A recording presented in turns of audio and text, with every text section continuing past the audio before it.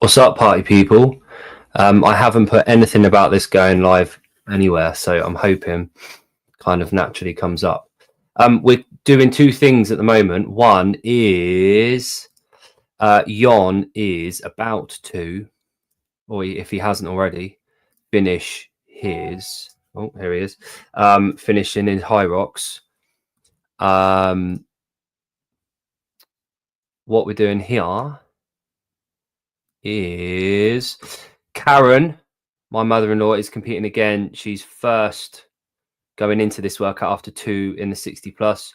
She is there in lane 14 doing a toes to bar. Now I've got absolutely no idea where they are. However, I think they're coming up to their. Oh no, she's on the sled now. So that's a judge. So that's her running with the sled. Potentially.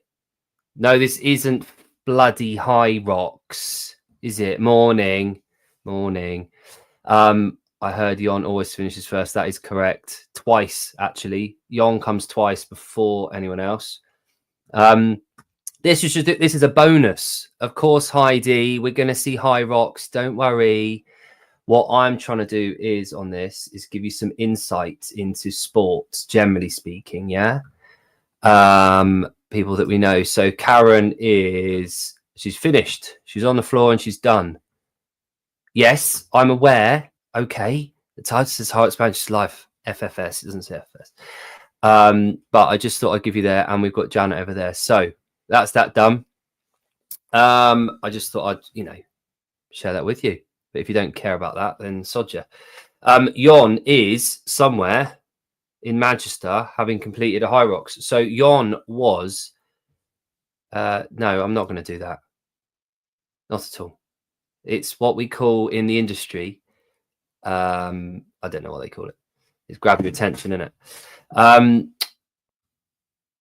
So we've got Karen there, Janet there. So I'm going to get rid of them.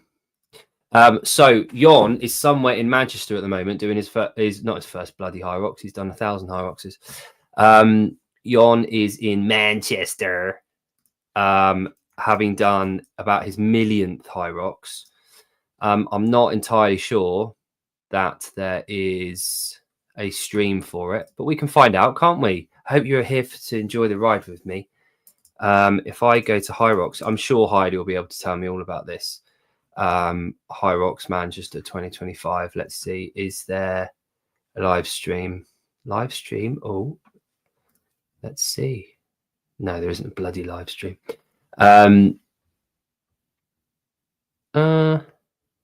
Is there a live stream, Heidi? Tell me. Is there a Hyrox live stream? So Jon started, I think, at 12:30, unless I'm massively mistaken. Bedspread. It is the same bedspread. What do you mean? Yes, it's the Rio 2016 official kit where my wife coached. Thanks. All right, there's no live stream from Hyrox Manchester. So Jon started at 12:30. I've sent him a link. I've asked him to come on. I'm assuming he's up to his usual tricks with his camera work. So Jon has got his little camera thing, and he's actually making some content. It's behind. Oh, look behind the curtain. You can see behind the Jon's making some doodah. Is this the Bang Bros casting couch? Yeah, it is actually. This is where people have to come to get on the show. To come on here, not literally. I'll have to clean it. But Jon should be joining me soon, but he's being a numpty, and I don't know what's up with him. He should be coming on fairly soon. He hasn't answered my calls yet. Would anyone else like to come on? There you go. Heidi, why don't you join me? Would you like to come on the show? The show? What the fuck do I sound like saying the show? Heidi, do you want to come on a call with me? Minge Bros. That's a great shout. Minge Bros. KDL with the throw out there. Minge Bros. That could be... Oh, who's this? Oh, no, that's just me. Yeah, Crume on the show. Would you like to do that, Heidi? I tell you what, Heidi, instead of giving it large, I'm going to send you a link. Yeah? No, I don't care. You're coming on. All right? So I'm going to send you that. There you go. No excuses. You're coming on now. As always. Heidi seems to always be on. You get what I mean? Right, I've sent that. There you go. Where the fuck is the hide chat thing? I have morning wood now. Fantastic. Would you like to come on and discuss that? I've sent you a link. Anyone in there that wants to do it? Grandma's waking up next to Hiller. Grant has woken up inside Hiller multiple times. Actually, yeah, KDL, that's a great shout. We don't want him coming on, do we? Right, so yeah. Heidi, I've sent you a link. Grant is also available on that group too. Click on the link. So let's see if anyone wants to come on for all 3 viewers. Then when Jon comes on, just think if you're on here, you can chat to Jon live from Manchester whenever he does decide to come on. We shall see. So, what do you want to talk about? Should we do a let's ask Chris? Please come on. Come on my show. Come on my show. Chris, we're going to do something today special, aren't we? We're doing something special today. Guys, so just reminded me, I've got a new thing on my arm. Hang on. That's me and my dad. I can show you the picture later. Sleep paralysis, yes. Let's talk about sleep paralysis. Grant is always paralyzed with fear, paralyzed with reluctancy, paralyzed with, what's the word we're thinking about? Regret. It's always the way with those people that don't plan their life. What else do you want to talk about? Chris, you coming on? Just click the link, boy. Click the link. Remote viewer. Heidi obviously has disappeared now, or she might be doing her hair quickly. Who knows? I think Grant's biggest fear is not bit. That is true, especially from alpha men. Oh, hang on a minute. Hang on a minute. Who's there? Am I here? Hey. How are you? What's up? Good. Have you just woken up? No, I've been up for a little bit. Things got messy again. They got messy. In what way? So I'll have to reorder things. Would you like me to show you?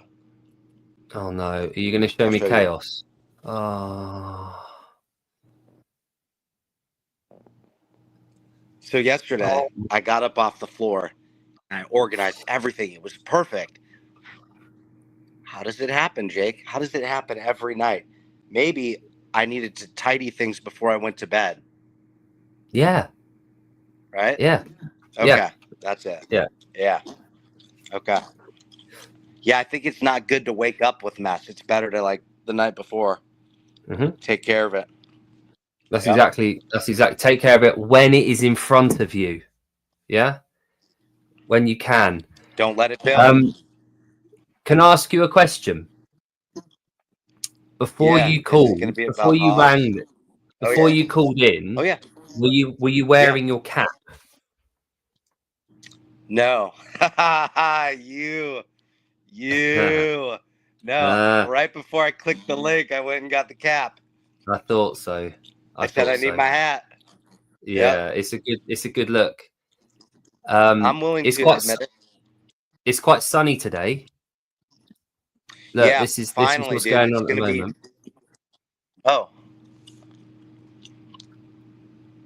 And also, it's a nice touch that you're chewing on the show. That's good. I like that. Oh, here, I'll take that out. I've been chewing on that for a while. Yeah, Heidi, are you going to come on? Caffeine gum. I told you about that. Remember, I was joking that I said it was like 12 milligrams, but it was 120 or whatever.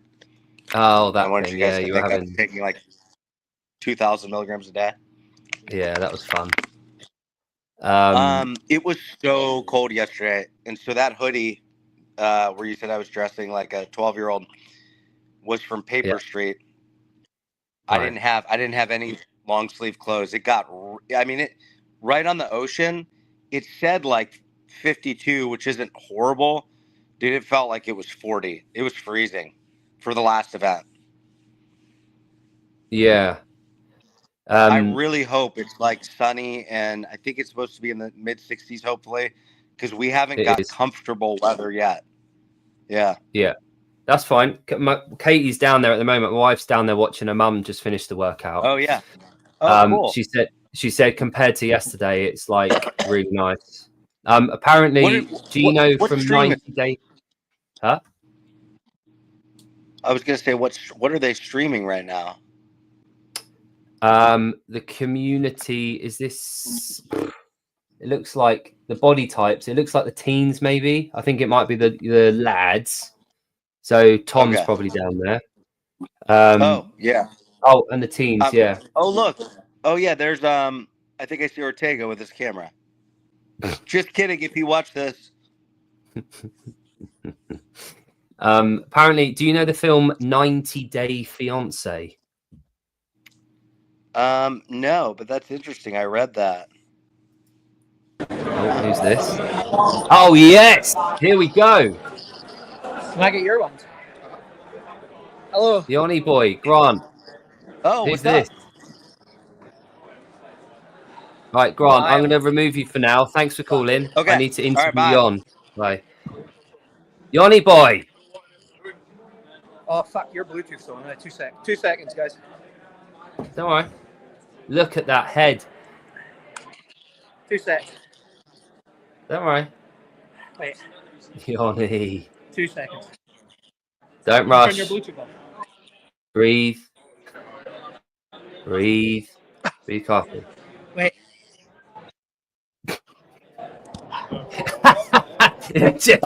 Right, this will make no sense to American people, but there's a TV show called EastEnders, and in the 90s there was a character called Phil Mitchell, and he was an absolute mess. Fuck off. And Yon, you look like Phil Mitchell right now. He's gone. Hang on, let me Phil Mitchell. Phil Mitchell drunk. Hang on. Stay with me. Let's go there. Oh my god, this is fucking perfect. Hang on. StreamYard. Present. Oh, you guys are gonna love this. You guys are absolutely gonna love this. Stop screen. Present. Share screen. Hang on. Fuck's sake. Look at this. Look at this. Oh my god. It is Phil Mitchell. That's Grant. That is peak. That is Yon right now. Brilliant. So when he comes back on, that is the image that we're looking at. Oh, it's amazing. So hopefully he's sorted himself out by then. But yeah. I don't give two fucks what you think. All right. Who are you talking to there, Chris? Okay. I'm assuming that's me. I've watched some Essex. The Only Way is Essex. Yeah. Oh, here he is. Hang on. Yes. Here he is. Why's my mic? Don't know. Why are you muted? There you go. 2 seconds. I need to see what I'm listening on. Audio. Okay. It's all right. You breathe. Better. Sorry. I forgot Oh, my AirPods, look so at this. I had to borrow someone's AirPods. How did it go? Talk us through it. That was way worse than anyone I've ever done. Wow. Based on what? I was like based on my time. Okay. I thought I was going to get a PB. Well, I trained like everything went well, leading that to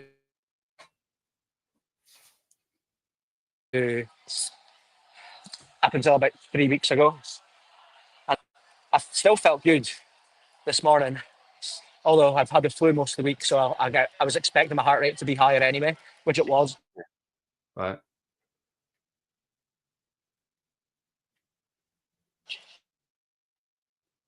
But I think the signal. after the sled push, which is only the second blown up, one of these things. So I just didn't, and that's what it was. And then when I didn't, Okay. probably when I didn't beat my time, kind Wow. of threw the dummy out. I was probably a little bit. I probably didn't. Oh, if anyone can translate or lip Rest on the read. wall balls at the end. I was like, good 10, another 10, and then now it's the. Can you not hear me? Kind of. It's kind of on par with Wadapalooza. I think it might be the amount of Can you not hear me? Yeah, we can hear you me? now. Oh, there we go. Oh. Delay. What about now? Is that better? And yeah, so I basically threw the dummy out when I knew I hadn't PB'd, and I was just like stopping for rest, but I probably could have just pushed on. So ended up being like 9 minutes. I think I haven't got the time in yet, but I'm going when I watch about 9 minutes slower. Okay. Oh, caramel. Love it. Nice post event meal. So what went well? Oh, getting his month on. The burpees. Burpees went well. Okay, that's good. Burpees went well. Okay. How was the running? The ski actually went well. Okay. I was off the sled push really. I had no power in the legs. Okay. I came off the first run at about 3 minutes. The first run, which was probably too fast. 3 minutes. Yeah. The first Is run, it 1K? The first run was shorter. Yeah, first run was about 800, and then the rest were just over a K. Right. Okay. Cool. So explain to us: is that a different route for the first one, or? Yeah, no, it's the same route, but you just start at a different point in the course. So when you start every other run, you go out arches. So there's an in arch and an out arch, and you go in it. You go in the third time you see it, but after the first one, you're already like past it. So it's like you come round the first time to it like much quicker than you would on the other runs. Yeah. Right. Okay. But it equates to the same distance for the race. Like, doesn't matter like where you start. The race is like the distance is a distance. Okay. Cool. That's good. So the burpees went well. How was the let's go the farmer's carry? So do you think the weighted ones were harder for you today because of your week you've had?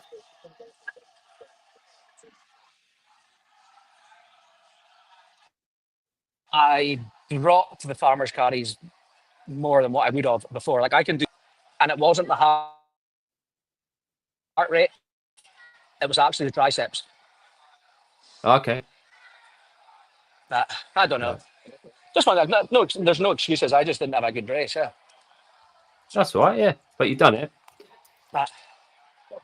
Yeah. That's good. I'm just shit. I can't Well, see the you've chart, done so I more don't than know I if have. I'm getting rinsed in the chart or not. No, you're not. They're just saying about the signal. That's all. Oh, I wonder what's. Sorry, I'm in a convention center, so it's pretty. But I'm going to go and get some food. Yeah.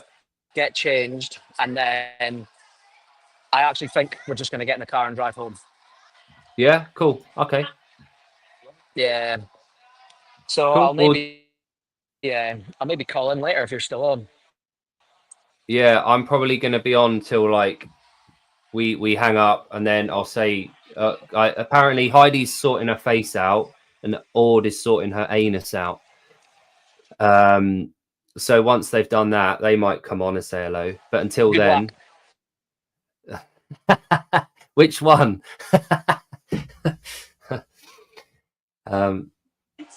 Good. Right. Okay. Well, you get your fuel in, yeah. And then we'll speak to you a bit later. Goodbye, sir. Well done. All right, sounds stiggy. Right, that was fun. So who's coming on then?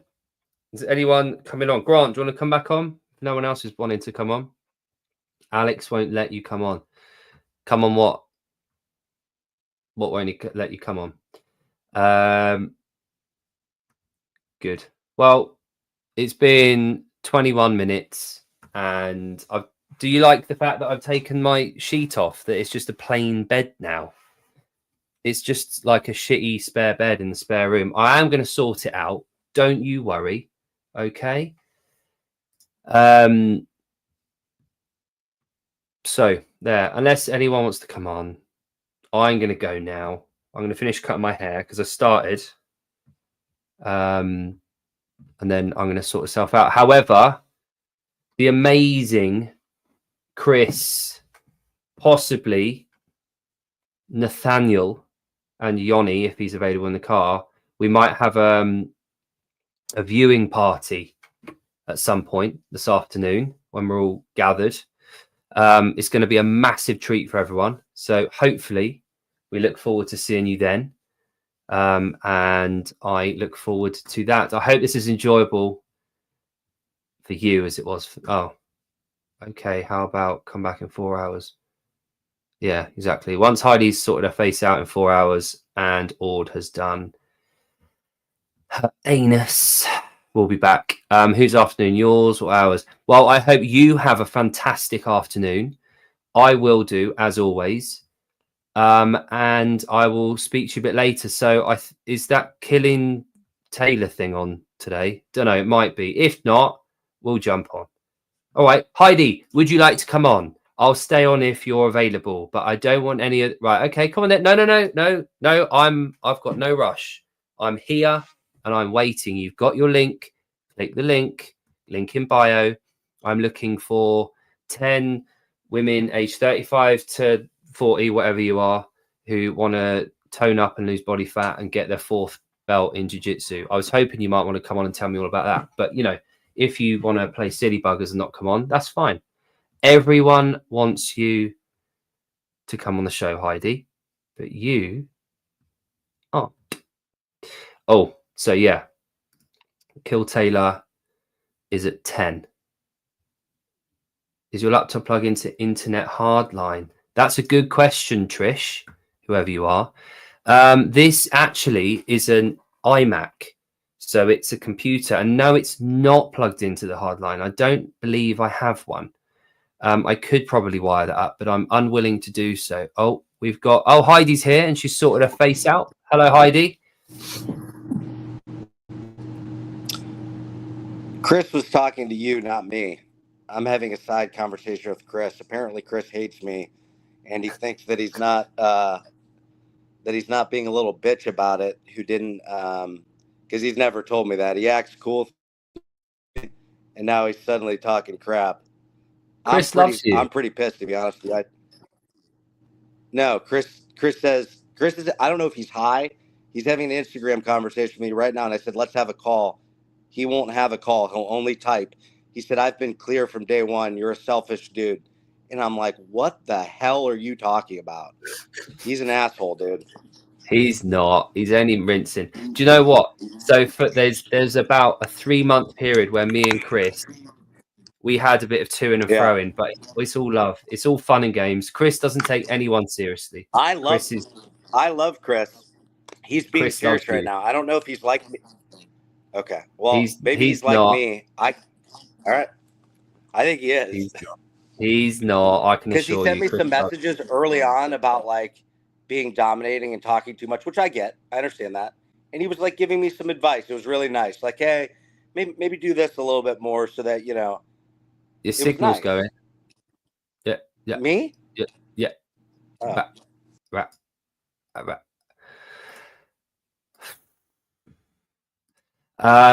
Right. So, anyone else? Heidi, are you actually? Oh my God! Hang on. Wait.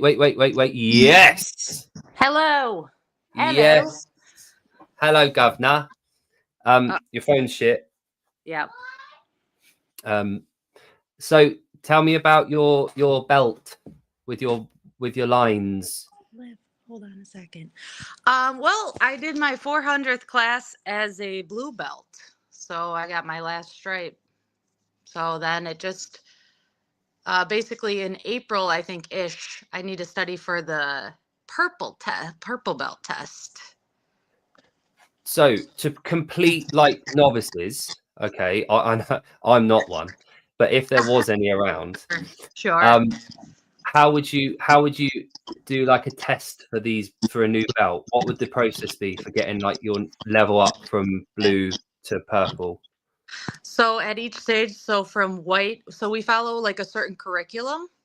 And so from each stage, from white belt to blue belt, and then blue belt to purple, purple to brown, every stage to rank up, there's 20 to 25 certain moves that you need to like master and then demonstrate in front of the black belt, whichever black belt's going to be promoting you.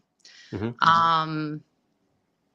And so whenever you get your 4th stripe, you get the list of all the moves that you need to learn and study. Basically, it's moves that we do in class, but it's like you have to master it, and it like every detail has to be perfect. Okay. And are they like 25 moves? Are they ones that you've done since you became a blue belt and then you get the stripes and then you test 25 that you've been doing as a blue belt? It's so the way our school works is we have like fundamentals classes, and then we have mixed level classes. Well, I tried to turn it, but it doesn't. Hey, there we go. We're Okay. good. Yeah. See? It doesn't say. Don't understand. I don't understand that. Oh, that's all right. Don't worry. Whatever. Okay. Amateur hour.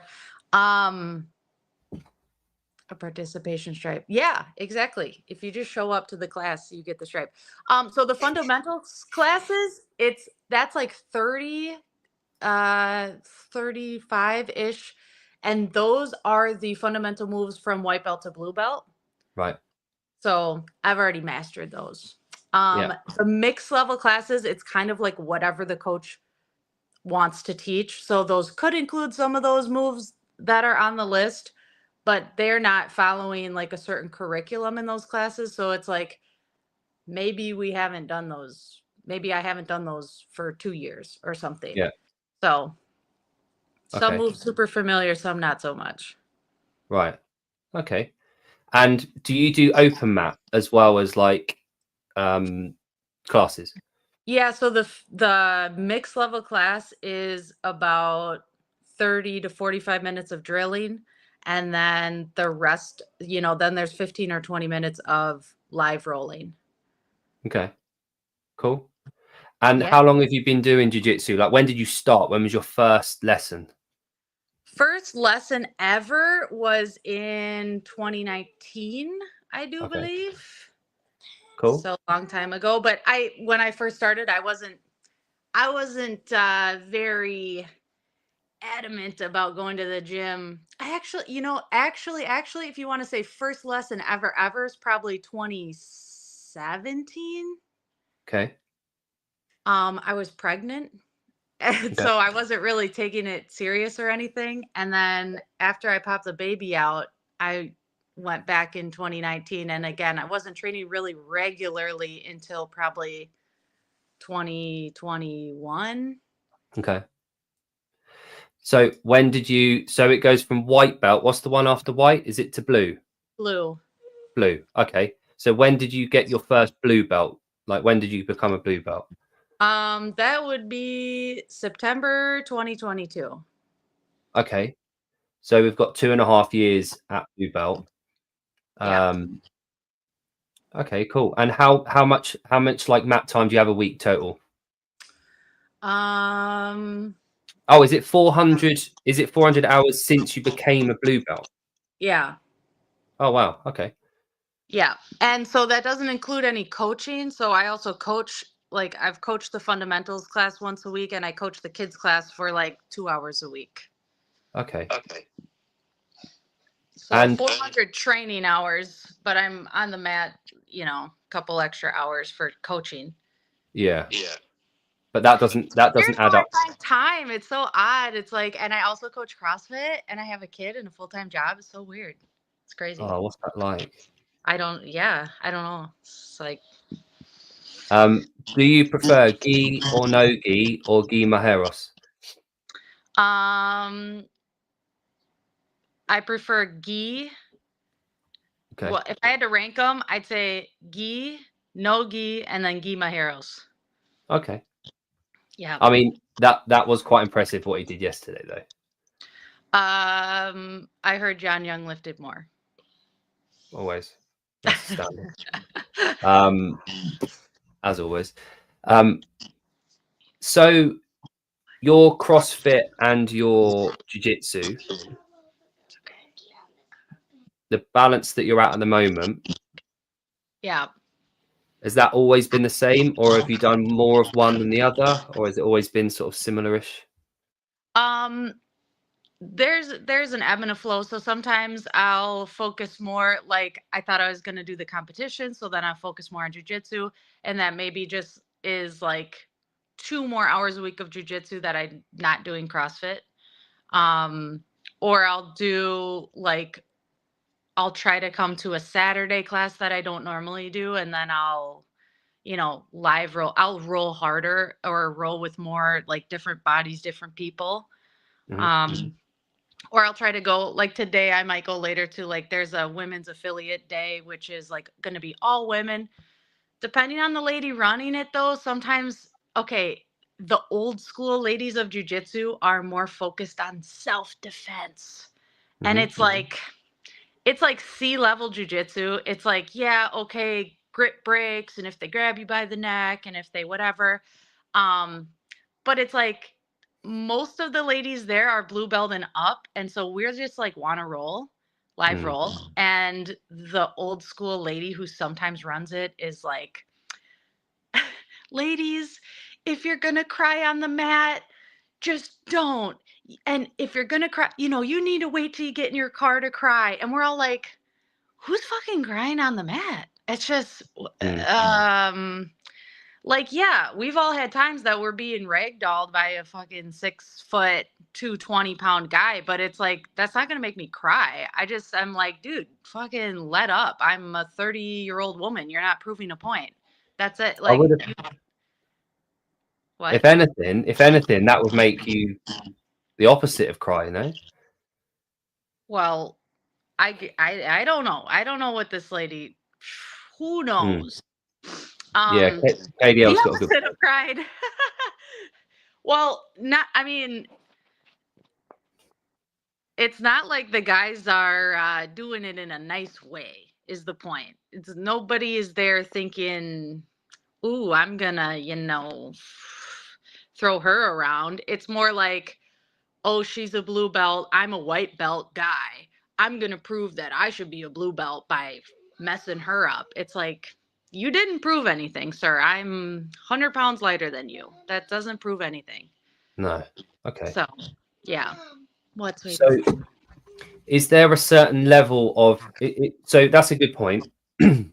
So, me aside, because obviously, me. Right. Is there a weight category of men that you would most be kind of matched with in terms of like making up for the body weight and being male?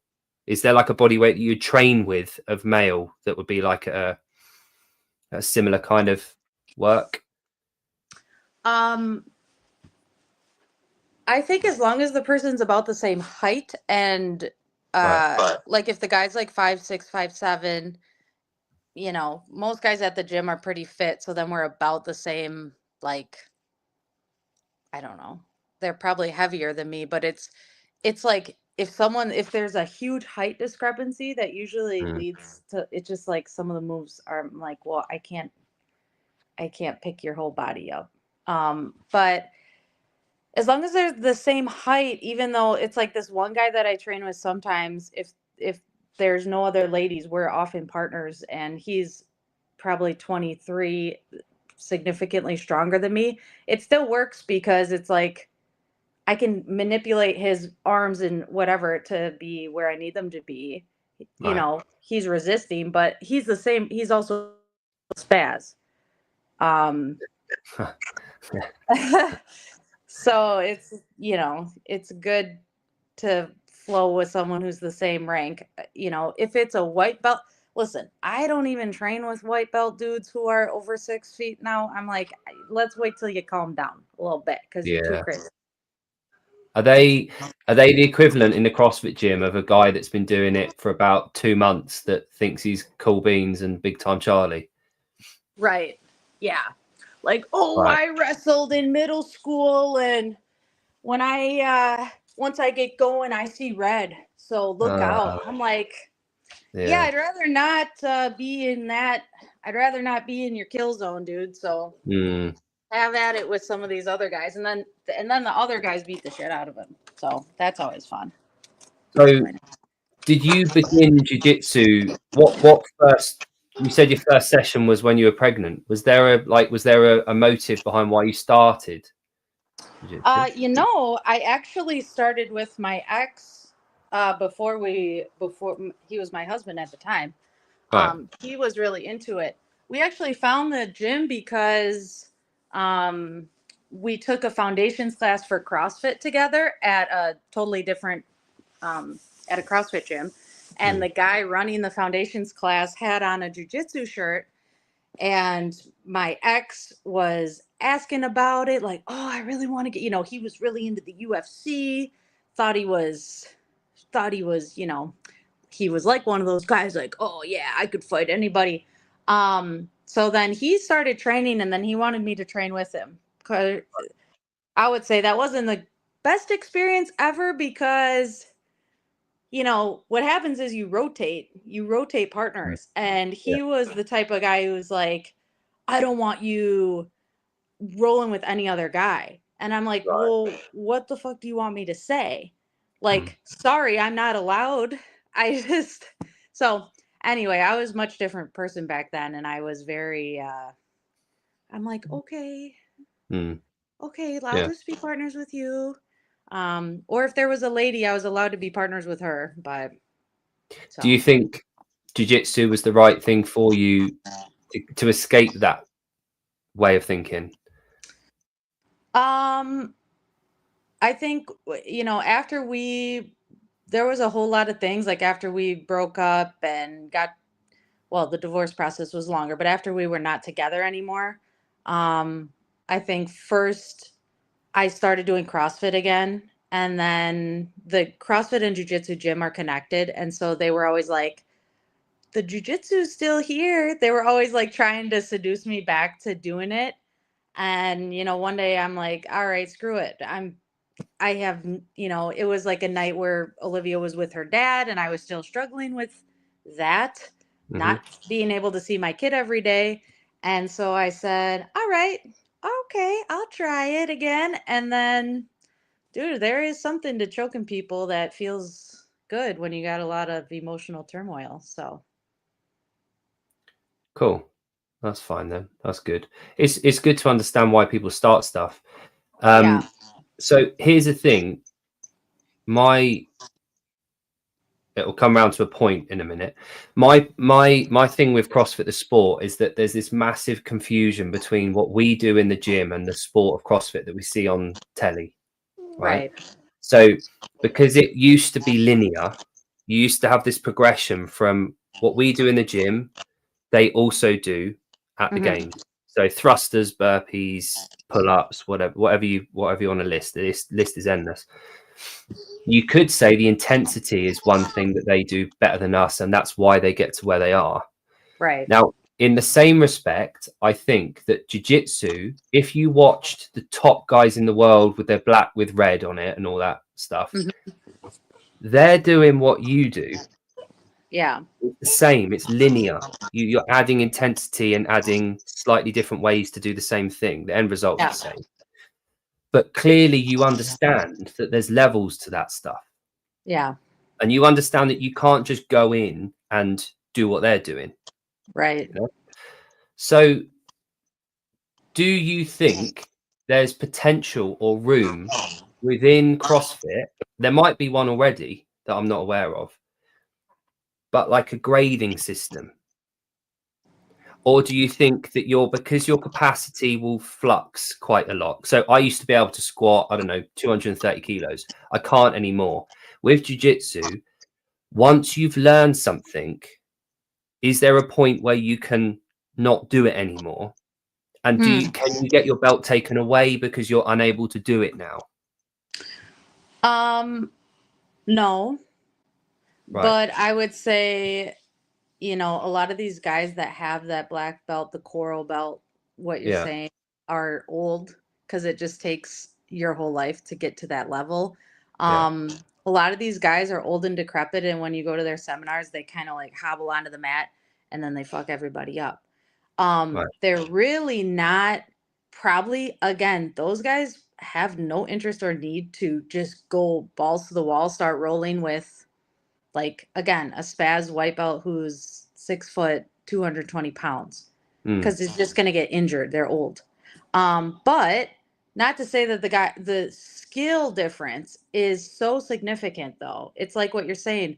I think CrossFit, I thought I saw that they're trying to do that. That's what Boz was saying, or maybe I saw on Dave's story that after the open, they're trying to rank people. Okay, you're a novice, you're intermediate, essentially belt rank for CrossFit, so people know where they're at. And that's what they're trying to do, I think, with the Community Cup, is say, like, okay, now you're an intermediate, you're a blue belt in CrossFit. Now go up against other blue belts in CrossFit. So if that's the way that they're going to do it, that's not comparable in the sense that you'd have to consistently renew that every year. Yeah. So whereas with jiu-jitsu, at the age of however 29, 30, however old you are, you've got your blue belt, you're going to get your purple belt in April, let's assume. Yeah. Can that ever withstanding kind of like if you killed someone or whatever, that's yours for life. You've earned that by what you've done leading up to it. Right. You don't have to renew it. Is there potential at some stage for CrossFit to have something like that? So I've been able to demonstrate 10 ring muscle ups. I've been able to demonstrate the fact that I can handstand walk 10 meters or whatever. I've been able to back squat this. I can do Fran under 3 minutes. Qualifications, that gets me a red belt. Now that I can't do it when I'm 40, can I hold on to that to say that I had at one stage qualified for it? Like a belt system. Well, I think the difference, what you're talking about, is there's a difference between knowledge accumulation, which is essentially what the belt rank is you're accumulating knowledge and skills.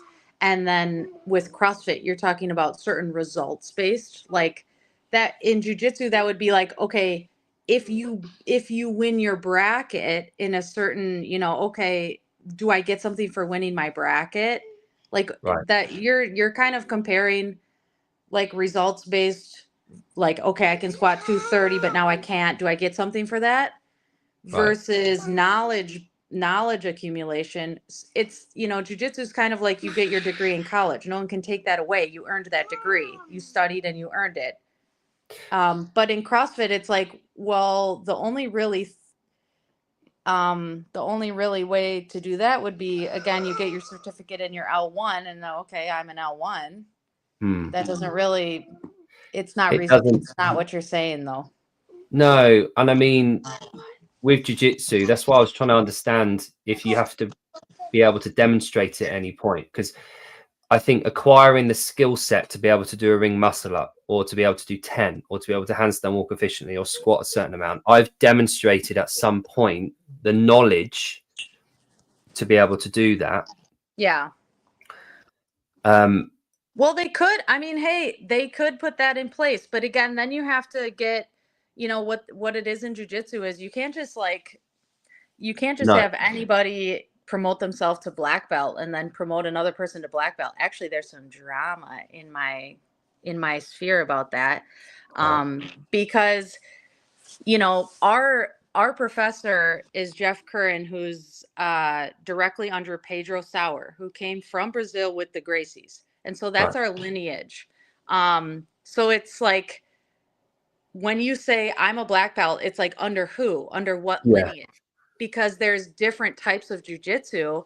And now there's, you see like Gracie Baja schools, they're different. They teach different curriculum. They teach different fundamentals. It's similar. We have similar things, but it's different. And so when you say, oh, I'm under the Pedro Sauer lineage, then people know, and like people in jiu-jitsu know what you're about. And so it's like with CrossFit, you can't just say, well, any Tom, Dick, or Harry is going to give me my certification in ring muscle ups. No. Well, it's like, who's he? So you'd have to almost establish, well, you wouldn't have to, but just someone would have to be the certifying body to say like, yes, you legit have 10 ring muscle ups. And what freaking person's going to want to review all these idiots' videos to see, yeah, you have 10 ring muscle ups? So my thought on that is, I was thinking about this a little while ago, and I was talking to someone about this at my gym, is that I think a method for CrossFit to further develop their coaches at the affiliate level, rather than just L1 and then L2, L3, L4. They're the equivalent, I guess, of your white belt, your blue belt, your purple belt, your black belt, I'm assuming. Yeah. Once you've got that, you have to renew it every now and again. Obviously every 5 years, so they're earning revenue there. But how many people out there have got their L1? Quite a lot. Now, how do you distinguish between Heidi Crume L1 or Audrey Oakley L1 or Jeffrey Birchfield L1? Are they all equivalent? In order to be able to search, to rank, to see because there's coaches out there that aren't in the CrossFit field that would be the greatest CrossFit coaches on earth, but they just don't do it. Now,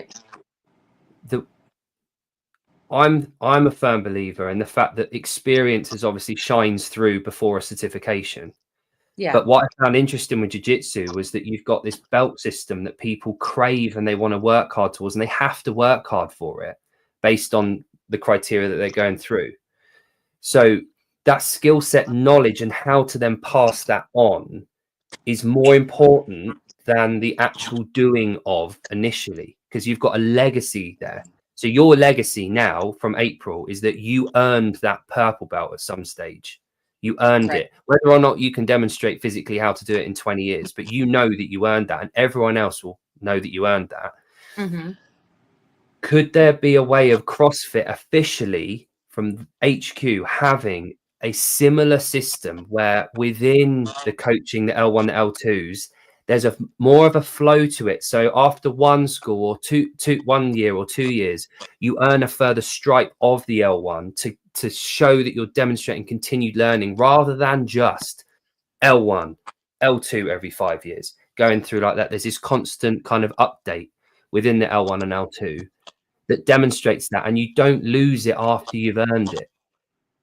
Yeah, I mean, again, would that be taking more courses on the website, or would that be prove that you've coached a certain number of hours of classes, or what? Or would it be you need to get ring muscle ups? Because that doesn't necessarily make you a good coach. No, exactly. So, being able to coach people makes you a good coach, right? Not being able to demo the movements. And you could have an 80-year-old that can't perform a 100-meter sprint in world record time, but they'll be able to coach people through it properly. They're the best coach in the world, not the fastest man in the world. And within most sports, the people the people that make the best coaches in the world, in pretty much unanimously 99% of the time, with the odd exception, the best coaches in the world were never the top of the best of the best of the best in their sport ever.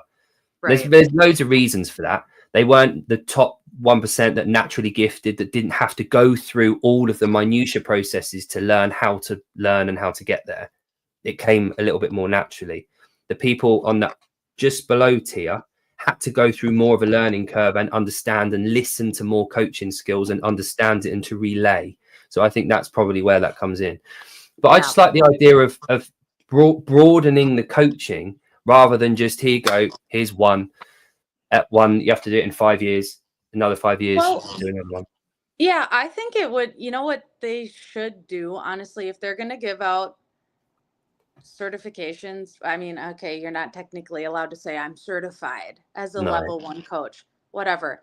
But if you're going to do this course and say, yep, you passed the test, you're allowed to call yourself an level 1 coach, then I think it would be appropriate to send someone out. I mean, I don't know how you'd manage all that for all the level 1 coaches, but I think it'd be appropriate to say, like, hey, do you want level 1-1? Then we need to come out and watch you coach and certify, yep, you know what's what. You demonstrated the knowledge of having your level 1. You can get 1 stripe on your coaching belt or whatever. But this is the thing. So with jiu-jitsu, the amount of time and money you have put in is 400 hours over the last 2.5 years. Yeah. 400 hours of your time. If I'm a coach and I want to earn that 2nd, 3rd, 4th stripe of the CrossFit L1 leading into the L2, I have to also put in time and money into it, because I want to learn that skill set and I want to learn and be a better coach, rather than just $1,000, £1,000 every 5 years. Here's a stamp, multiple choice exam and getting it done, and then another 5 years.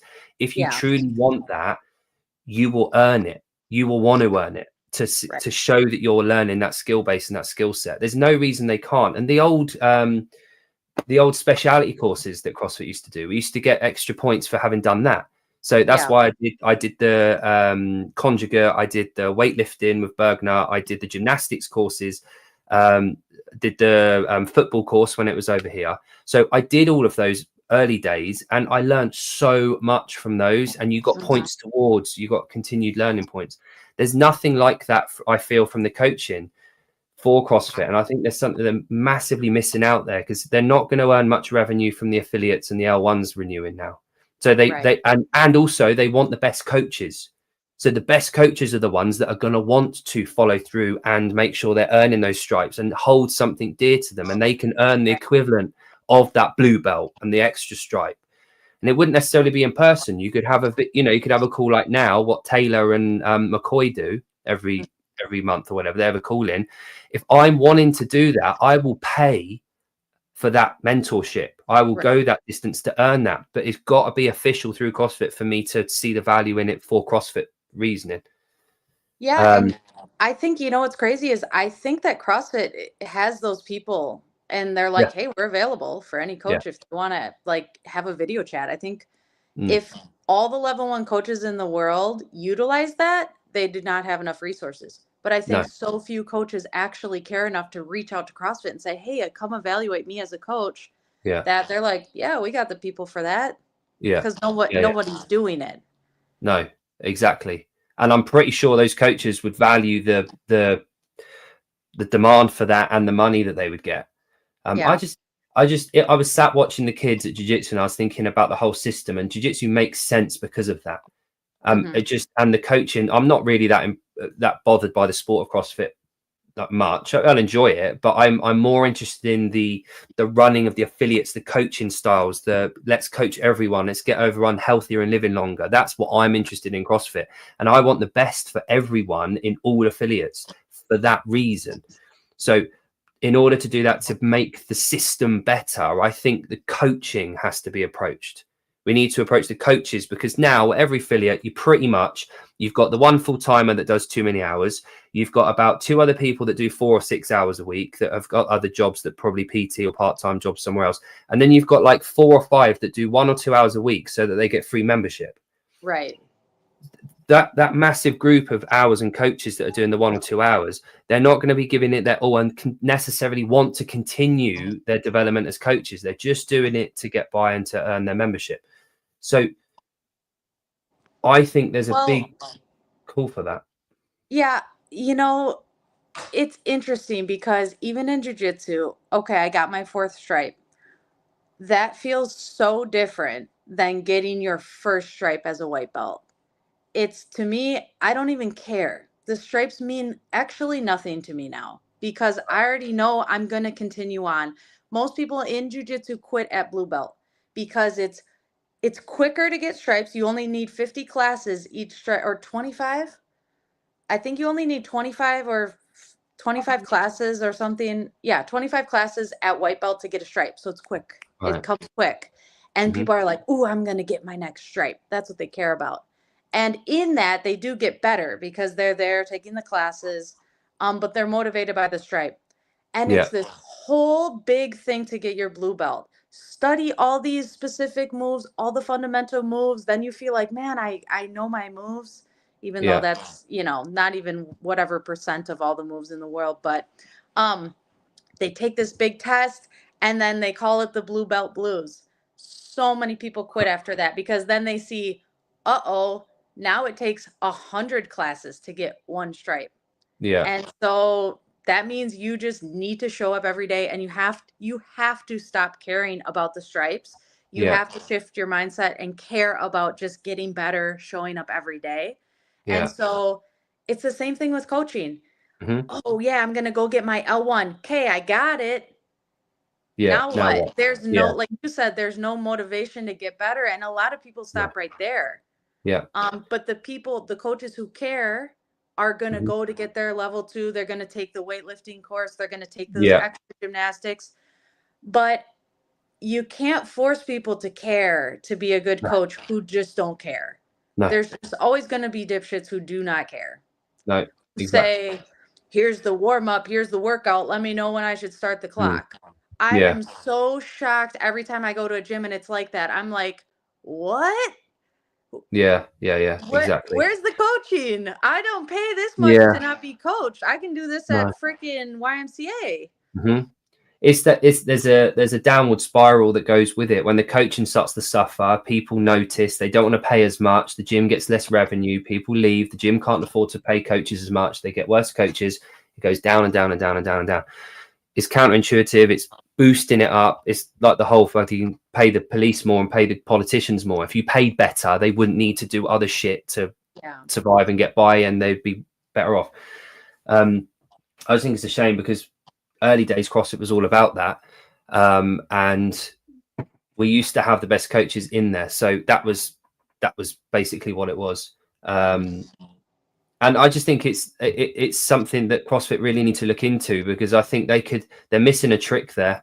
That they all the best coaches are leaving and they're going to unaffiliated gyms, and they're going away. And Hyrox is gaining our best coaches along the way. Weightlifting clubs are popping up because they're cheaper to run, and they're getting the coaches that love weightlifting going there, and then those weightlifting coaches are doing PT down the road at a Globo doing Hyroxy shit. So they're ticking on the basis, they're getting their income, and then the CrossFit gyms are missing out. So the CrossFit gyms are only left with the owner, who's then having to do more hours, getting stressed out, and then they just de-affiliate because they're fed up with CrossFit. And it's not CrossFit's fault, it's their fault for having shitty coaches. So it's this spiral that a lot of affiliates have gone into, blaming other people, when actual fact they have to take ownership of their own shit and produce better coaching. And that's where it comes down to. But yeah, that was just going back to the point, the jiu-jitsu thing. It's I found it really interesting, and I think CrossFit can take a leaf out of their book and see the rise of jiu-jitsu. I would probably argue now there's more jiu-jitsu gyms across the globe than there are CrossFit gyms. Maybe. Hard to, I don't know. No, that. But the issue is with jiu-jitsu, there's no, correct me if I'm wrong here, there's no affiliation scheme for being a jiu-jitsu club, just the belts. There is no governing body over all of jiu-jitsu. No. So there's different, as far as competition wise, there's IBJJF, there's NAGA, there's grappling industries, there's all these different, IBJJF is the international, like that's the big one that a lot of people participate in. The more they're very strict about your gi has to be 6 inches from your, very particular. And those are the people who care like what belt rank you are and under what association. So these associations have to file with the IBJJF and they have to be, but then you have people like, you have things like ADCC who doesn't give a shit. They're just like, and so there's not one governing body like CrossFit headquarters. There's not, I mean, you could say IBJJF is kind of like that, but I don't think there are IBJJF affiliated gyms. No. I think the sport and the regular learning is totally separate. Right. Okay. Which is, I could argue, what CrossFit should be, is that if CrossFit wants to be affiliated, if that wants to be their business is affiliates, then do that then, you know? Yeah, 100%. That's why CrossFit so far, to me, has never been a sport, because it's a private business entity. It's not a sport. It would be the equivalent of Gracie Barra claiming they own the sport. It's like, well, no, you're one private company that aren't a national governing body. You're not an international governing body. You need an international governing body to run it, and then national governing bodies within there and continental ones to become a proper fully fledged sport. That's what you need. Right. Which is where Hyrox potentially might head at some stage. It's an event. It's the same thing every time you go. Right. It's containable. It's manageable. It's repeatable, and it makes more sense. So Hyrox kind of makes more sense to me as a sport, but never mind. Anyway, I've realized I've had you on for 40 minutes. It's fine. I can yap all day. I can yap about it all day. So we can chat again at a later date. Yeah. Grant just asked, what's Heidi's job again? Grant, I'm an accountant. Full-time accountant. There we go. Birch knows what's what. Yep, an accountant and a mom, not in HR at all, 0%. She's not wearing 5 jumpers, so she's definitely not HR. Yeah, Grant, crazy. I can find the time because I have like a 6-year-old kid and I'm, single mom, and I coach jujitsu and CrossFit and I still work out. It's so weird. And I take the classes. So you must be on steroids or something. It's not fair. I would be so jacked if I was on steroids, I think. Yeah, it was funny. I was at my sister's last night. She does professional triathlon. Yeah, I really want to talk to her. Do you? I don't know. I do actually. Talk to you. She will though. She would. I'm just kidding. She's kind of like me, but different. Better. But anyway, I said, "Oh, you guys want to watch Wadapalooza?" And we put it on, and they were peanut butter and jelly 24/7. Is that what that means? That's what Birch is on. That's what Birch steroids. Peanut butter and jelly 24/7. Nice. Very good. Yeah. But she was like, I'm using the tinier ones. Oh, okay, sweetie. Don't do that. Oh, sorry. I messed it up. Sorry, my kid. See, kid alert. What's she got? She's putting bobby pins into an X and then putting it down her hair on her pigtails. Oh, good. To do it. Braids, she said, actually.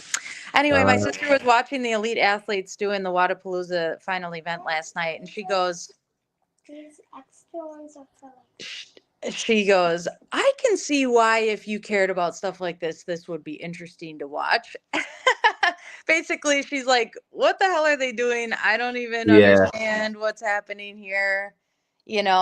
So I said, oh, they're doing 30 wall balls. Then they're doing 30 hang power snatches. And she's like, okay, whatever that means.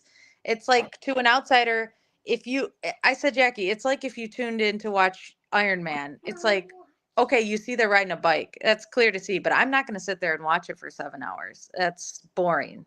Unless she's competing, then I care about what she's doing. But anyway, it's funny. I have no problem with that. Does she do much in terms of strength training? She does. I think she does strength twice a week, but I think it's, you know, just Not. as you would say, or some people would say, accessory work. You know, it's Yeah, not. yeah, It was so funny. It's been cold here, so she's been riding her bike in her basement, just riding her trainer, and she rides for 4+ hours a day. that's And mad. so it's horrible. And she goes, let me know the next time you guys are bench pressing. I need to do something. I feel so weak in my basement. And so we did, you know, the other day at the gym, I said, come on down 4:30. And she shows up and she's like, was so excited to bench press. And she goes, okay, every time you guys do any upper body lifting, let me know, because I need to do that. I'm like, all right. But I told her, I'm like, you'd probably be more benefited if you followed an actual plan, instead of randomly showing up on bench press day. But Yeah, it's tough. The amount of volume they do, like yeah, getting the strength in. I was coaching. She's now moved off the island. Can you hear me all right, by the way? yes. Yeah. Moved off the island. Lady called Sarah Webster. She's 47. She's now the European ultra champ. So she's British champ and European. She's got the third quickest 100-kilometer time ever, like world record. Yeah. For a female. At the age of 45, she took up ultra. So she's now 47. She went from marathon running to ultra. But she, in the last year and a half, decreased her mileage, like weekly mileage, by, I think it was something like 35 miles, and then increased her S&C by 2 hours a week. And she's got quicker. Her endurance has got better because she's got more explosivity. Every step she takes is more explosive, ever so slightly. But over the when you like, you know, zoom out over that macro amount of steps and volume they're doing, it makes a big difference. I just wondered what your sister did in terms of strength training, but for her, like, it's obviously tough to get it all in and everything. So I'd be interested to talk to her at some point, because I'm really interested in that kind of thing. Yeah. Holy shit! Do you want a little visitor? Sure. Sean is on it. Sean's competing. Sean in the middle of the race. Yeah. Look at this. So Sean, oh no, is he gone? His internet's terrible. It's like Jon's. Middle of the woods. So I can't remember. Is Sean competing in something today? 25K, I think. 25K. Sean, is that right? 25K. Oh, he's been shit. How far is that? How many miles is that? Someone translate that. 25K. What's that, about 16 miles, 17 miles? I think. But yeah, so he's doing the Village Creek 25K. That's fun. That's good. What a blast. Yeah. So what's the most you've ran before? I'm gonna boot Sean. I did I've done a couple half marathons. Right. I had in my heart to do a full marathon, and then I said, why am I doing that? And I could not answer that question. And then I said, okay, I guess I'm not going to do it then. No. It's interesting. A lot of those races, you show up on the day of and you say, why am I doing this? Am I trying to prove it to other people that I can do stuff? Am I trying to prove it to myself? What is the point? Why do we do anything? Yeah. And so I think those type of races that are really hard are good, because it makes you reflect and think, what am I doing this for? What is the motivation for anything I do in my life? So I still have in my heart that someday I'll do 100K. I don't know where I'm getting that from, but I haven't even done a marathon yet, so I don't know why that's in there. But the thing, what happens is it takes away from the other training I'm doing, and then I go, I don't know if I really want to sacrifice my jujitsu for that. I don't know if I want to sacrifice my strength training stuff to look right. Yeah. I like how I look when I'm strength training, so I don't know. It's hard to say. Guess it's just balancing out between the performance, health, and aesthetics.